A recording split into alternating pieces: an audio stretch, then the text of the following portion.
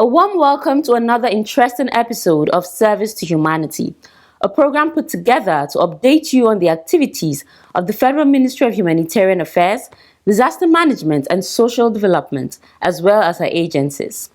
I am Habiba Zakzak, your anchor.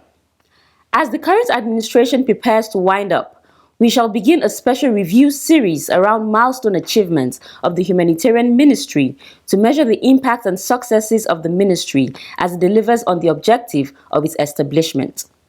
In addition, we shall be looking at the N-Power N-Tech training of youths on computer software and hardware repairs and development, which is taking place in Abuja.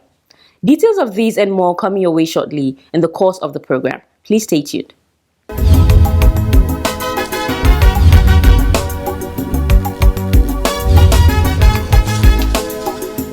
Rayuwa an dan sha matsala amma tun da abin ya zo hannu muna jujjuya sana'o'inmu haka kulle ma duk mukan yi kuma a cikin haka sai Allah ya fifita kowa ya samu dan abin harkoki ina yi gishiri magi dukkan muna kullawa habbar kono duk muna kullawa habbar kono ma mu daka shi mai yajin shi duk ana kullawa da mun gode Allah mun yaba annabi tunda wannan tallafi izo muna mai aya komai da komai yayi tarihi ko sosai tunda duka muna musu wannan mu kayan makarantar nan ka dinka ka sake ma yaro mun gode gwamnati mun gode mata Allah isa kuma ta gama lafiya.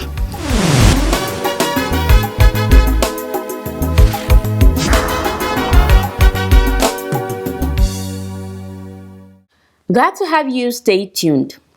The program begins with the Management Diary, where we bring you news on recent happenings in the Humanitarian Ministry as well as from our agencies. There's more coming your way shortly. Don't go away.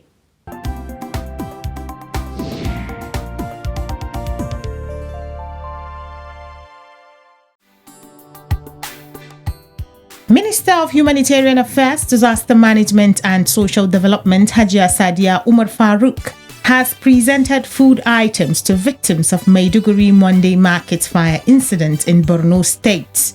The minister made the presentation to the governor of the state, Professor Babagana Umar Zulum, during a condolence visit to the state government. Farouk, who accompanied President Muhammadu Buhari to visit the ruins left of the Maiduguri Monday Market, expressed sadness at the complete destruction of the biggest trading hub in the northeast region. The minister noted that she had directed the National Emergency Management Agency, NEMA, to assess the level of damage, but it was obvious that nothing was left by the inferno. She added that after the assessment, the ministry will submit a full report to the president to seek special intervention for the victims. Among the food items presented include 20 bags of 25 kg rice, 10 cartons of macaroni and spaghetti, and 5,000 gallons of vegetable oil.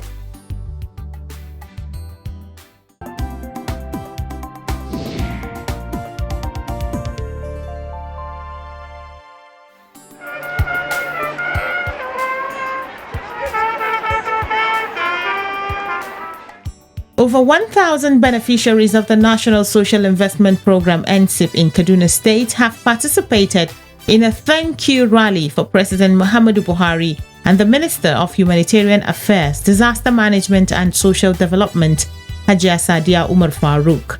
The rally is in appreciation of President Muhammadu Buhari's administration for granting them equal opportunity to benefit from various empowerment programs under the NSIP. The programs, which include the JIP 2.0, conditional cash transfers, N-Power and the National Homegrown School Feeding Program, amongst others, were designed to support the poor and vulnerable groups in the society. In Kaduna State, over 70,000 beneficiaries, which include youth, women, market women, local farmers and senior citizens in the country, have benefited from one form of the program or another. Cash Transfer Program, also known as the Household Uplifting Program, which started with 10,546 beneficiaries from only 9 local government areas of the state in 2017, presently has a total of 70,051 beneficiaries across all 23 local governments of the state.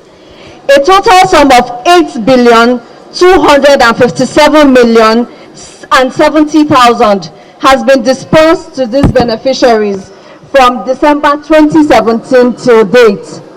Beneficiaries have also received livelihood trainings and have been able to form 956 cooperative groups, and we also have 721 fully registered cooperatives. Some of the beneficiaries narrated how the program has changed their lives, while others thanked the government for such initiatives.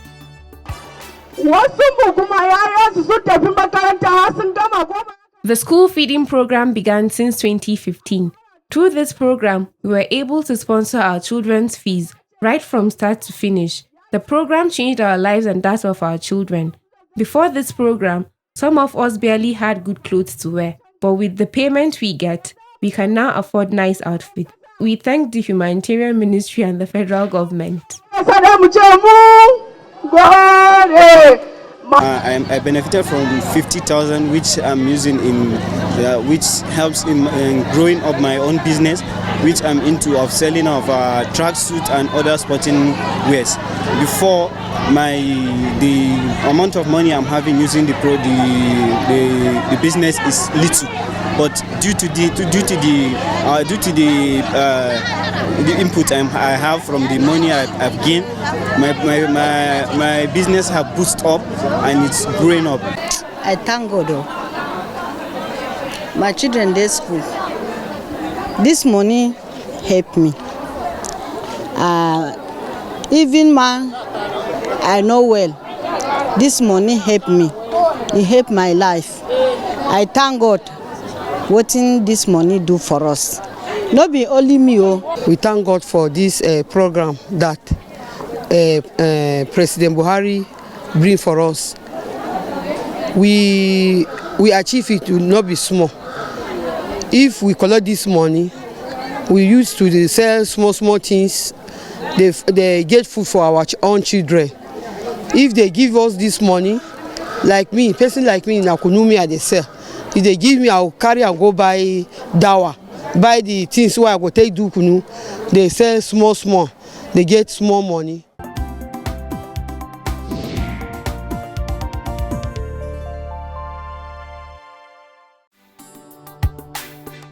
Ministry of Humanitarian Affairs, Disaster Management and Social Development has received Strategic Roadmap and National Action Plan on Aging in Nigeria and Project Activities 2022 to 2025 and National Strategic Roadmap on Aging 2022 to 2032 from the National Senior Citizens Center, NSCC.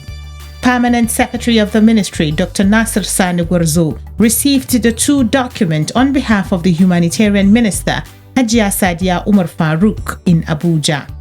Dr. Gwarzo commended the NSCC for developing the document, which will go a long way in addressing the concerns of older persons in the country. He assured the NSCC that the powerful presentation will be studied and implemented. Director General of the NSCC, Dr. Omokaro, in her address, thanks the ministry for the enormous support to stabilize NSCC, which is under its purview as an agency with independent status.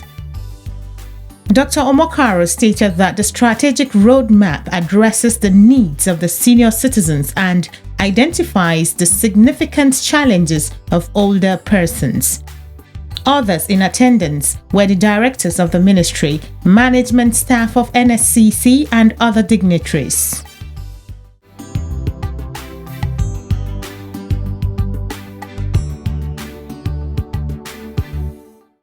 Welcome back.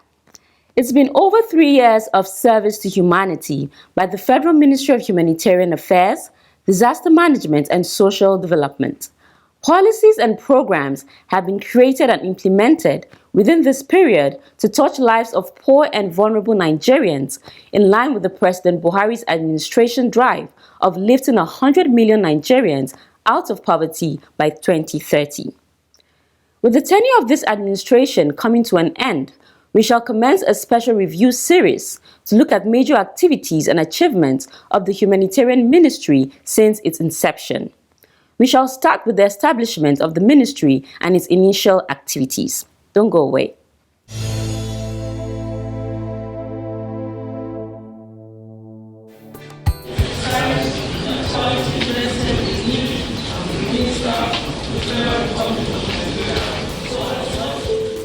In 2019, when the administration of President Muhammadu Buhari returned for a second term, it created the Federal Ministry of Humanitarian Affairs, Disaster Management and Social Development, with Hajia Sadia Umar Farooq being the first minister of the ministry. The vision of the ministry is to create sustainable and inclusive social systems that promote human dignity in Nigeria.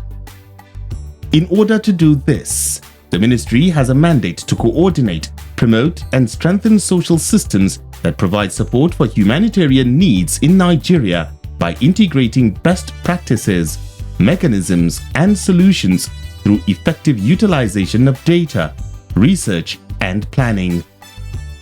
Since its creation over 3 years ago, the Humanitarian Affairs Ministry, as it is popularly called, has given a human face to government response to natural and man-made disasters, poverty alleviation, as well as promoting human dignity in Nigeria.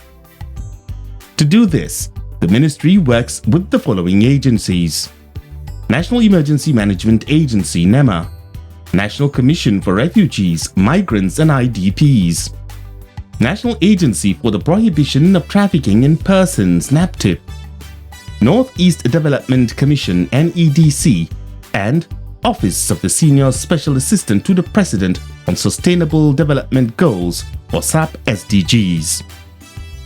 Added to these during the last 3 years was the creation of the National Commission for Persons with Disabilities and the National Senior Citizens Center (NSCC). The Humanitarian Ministry, in summary, was central to providing succor to victims of armed conflicts, kidnapping and banditry, man-made and natural disasters across the country, and all those who lost their means of subsistence. The elderly, the impoverished, and those with disabilities were not left out. We have a lot to really take away from you going forward. To start with and properly equip itself, Hajia Sadia Umar Farooq went into consultations and collaborations with other nations and stakeholders in order to sort out technicalities and operational frameworks for the ministry. In those early days, the ministry was very visible wherever disaster struck, and Hajia Sadia Umar Farooq quickly became the face of humanitarian activities. The ministry, working with the National Emergency Management Agency (NEMA), responded to fire outbreaks across the country.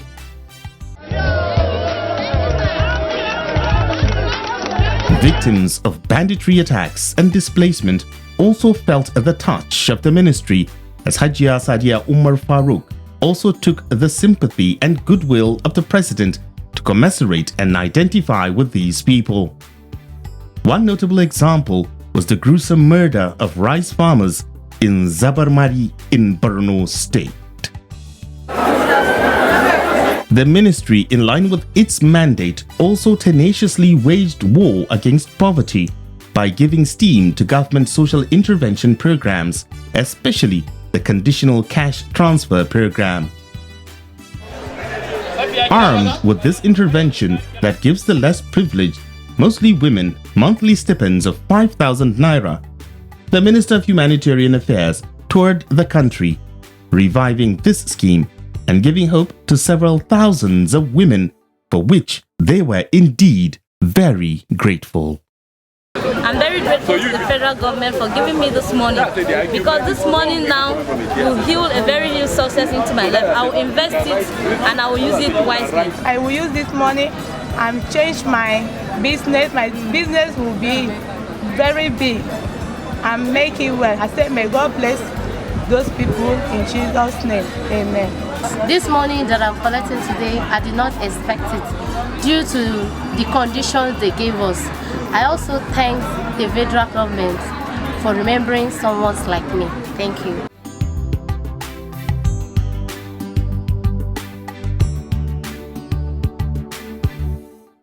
Away from our review, we shall continue to bring you sights and sounds of training of thousands of Nigerian youth under the Empower and Skill program. Today, we shall see how the NTech hardware and software training is going on in Abuja for the North Central Zone. Keep watching.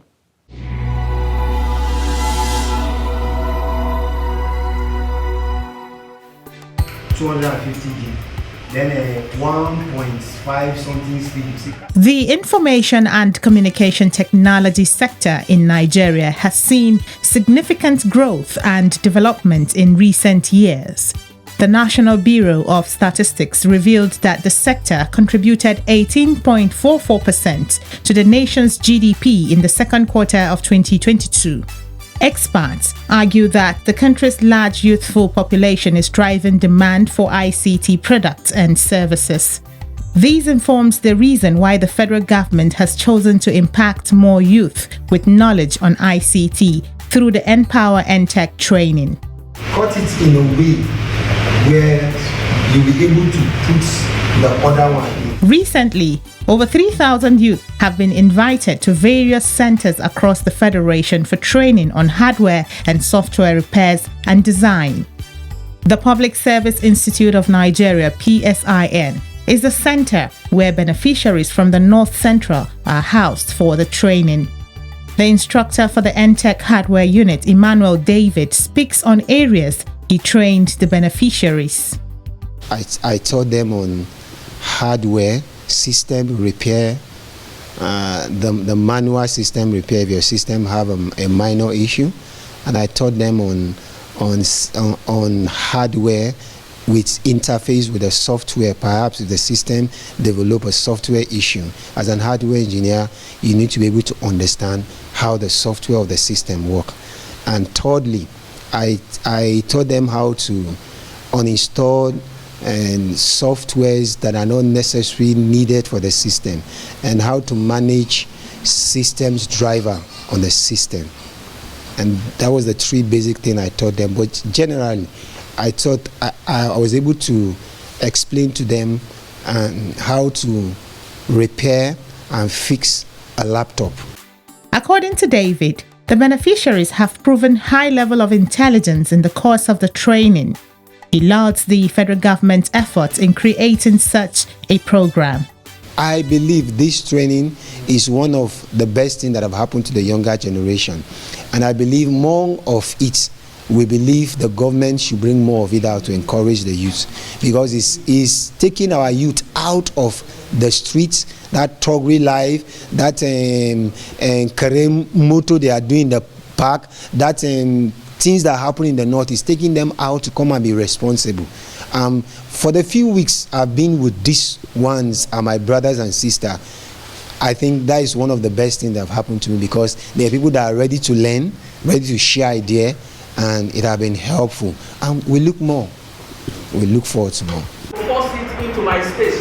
Instructor of the NTech software unit, Stephen Ojo, speaks on the areas the beneficiaries were trained. The course content include web designs and web development. So we are currently training them in web designs. Beyond web designs, we'll be taking them also into web development. Designing part is where we are currently, and teaching them content management systems, specifically WordPress. But beyond that, we plan to also go as far as web development, getting them into HTML, CSS, and JavaScript. If possible, according to the material, we can even go as far as back-end development. For Ojo, such training for the Nigerian youth is timely, as the use of technology is beginning to be applied in daily lives of humans. With every interest in advancement, there is a requirement for technology. So, and the training is actually equipping them to be service providers in the technology front. So with software training, software development training, every organization in the world who is embracing, who is interested in advancement, certainly must embrace people with such skills. So I believe the training, by the end of the training, they will be equipped to be service providers, particularly in web development, software development, which is a very important and trending part as we speak currently in the world. Anywhere in the world, there is usually a high demand placed on such skills. Ojo also speaks on the economic benefits of such training to the nation. Currently, Nigeria is a dependent country. We somehow depend on the natural resources. And so when there's a shortage, when there's a drop in demand on our crude oil, certainly it tells on us in this nation. But with this kind of a training, and everybody who is equipped with such skill becomes relevant. They look beyond this government dependence mentality. They are equipped to on their own be able to render services and earn money. On their own part, the beneficiaries speak about the program as they share their experience at the training and their plans for the future. I was a satellite installer. That's the business I have been doing. Before I got this information of Empower, I didn't apply. Luckily, I got to be in the class of hardware. And I am very happy to be in the hardware class because it will make me to upgrade my knowledge about my education, because I like computer serious. And I come to realize that in hardware class, most of 70% of hardware class is system. They use system, and the 30% is to how to lose and fix, to know what is the problem of the bot. I'm a student currently in 400 level, so I registered this program since 2020, and I got the invitation to this program I think last year December, so I'm able to come here in February to do and register. And currently, before I came here, I run some business, like I have a cafe that I do printing and photocopy and other online work, like application for recruitment and other internet stuff. I picked software because I have passion for it. Right from the beginning, I like web development, app development, so that's why I picked software, so that I would develop myself. Considering my business, like I run a cafe, so I also want to develop my business so that I will be developing an application. Apart from printing, photocopy and other things, I want to be developing applications and website for other people, like for business, commercial, and even private and government organization. I can develop their website or application for them. Okay, with the training, I will empower myself by creating a blog or a web page or a website for people who are into business, making their business known to the internet, and whereas people can easily have access to the internet and search about their products too. To other youths who are willing or looking for this opportunity, I would say that everybody has his or her own time, and when it's definitely their time, they will actually get this opportunity. Why I picked software and software is because if you look at the generation we are now, we are in a digitalized world where even in our offices, the business we do it with computers. That's why I picked N software. And so far, I've learned a lot of things. Under the web design, I've learned coding using the HTML and the CSS, that's the castigating style sheet, and web press with e-commerce. I've learned a lot, and with what I've learned and what I will learn, I'm going to use it very well to be of help to my life.